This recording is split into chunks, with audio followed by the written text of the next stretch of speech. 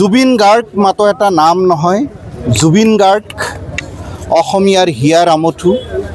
তেওঁ একেধাৰে গীতিকাৰ, সুৰকাৰ, সংগীতজ্ঞ, এগৰাকী শিল্পী, চিত্ৰ নিৰ্মাতা, চিত্ৰ পৰিচালক, এগৰাকী বহুমুখী প্ৰতিভাধৰ ব্যক্তি আছিল, যিয়ে অসমৰ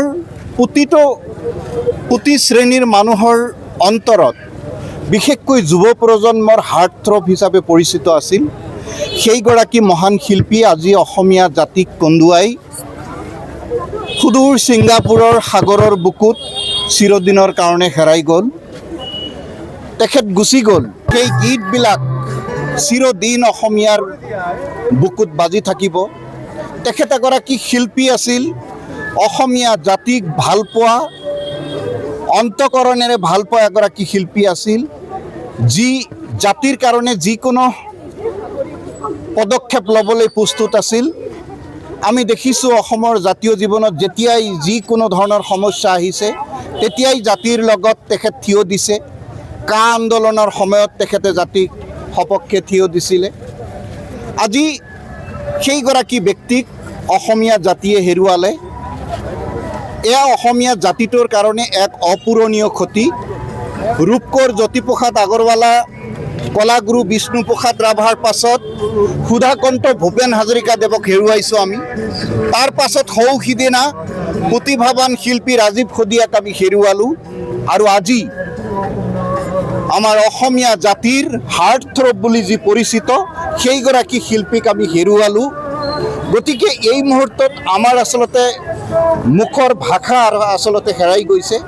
মাথো তেখেতৰ গীতবিলাক আমাৰ হৃদয়ৰ মাজত যেন গুম গুমকৈ বাজিছে। গতিকে আজি তেখেতৰ এই বিদায় মুহূৰ্তত মই তেখেতৰ প্ৰতি অশ্ৰুসিক্ত শ্ৰদ্ধাঞ্জলি জ্ঞাপন কৰিছোঁ। আৰু তেখেতৰ দেখুৱাই যোৱা যি আদৰ্শ, সেই আদৰ্শেৰে অসমীয়া জাতি যাতে অনাগত দিনত যুগে যুগে অনুপ্ৰাণিত হৈ জাতিটোক আগবঢ়াই লৈ যাব পাৰে, তাকে মই কামনা কৰিছোঁ। আৰু তেখেতৰ শোকসন্তপ্ত পৰিয়ালবৰ্গলৈ মই গভীৰ সমবেদনা জ্ঞাপন কৰিছোঁ।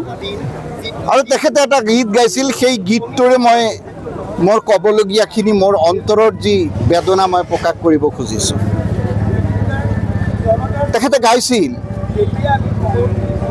মই মৰিম যিদিনা একেডাল বাঁহকে তিনি চেও কৰিব, মাজৰ চেও কচালিৰ কামি, চাৰিজন মানুহে কান্ধত তুলি নিব, চাৰিজন মানুহে কান্ধত তুলি নিব, নৈৰ ঘাটলে বুলি মোৰ মনাই ঐ, নৈৰ ঘাটলে বুলি। দেহৰ ভৰসা নাই বুজিছানে নাই, দেহৰ ভৰসা নাই বুজিছানে নাই, আজি হাঁহি আছোঁ ক'বতো নোৱাৰোঁ, আজি হাঁহি আছোঁ ক'বতো নোৱাৰোঁ, কালি বা কি আছে হাই কপালতে, কালি বা কি আছে হাই। মই এইখিনি কৈয়ে মহান শিল্পীগৰাকীৰ প্ৰতি মোৰ হৃদয় ভৰা শ্ৰদ্ধাঞ্জলি জ্ঞাপন কৰিছোঁ।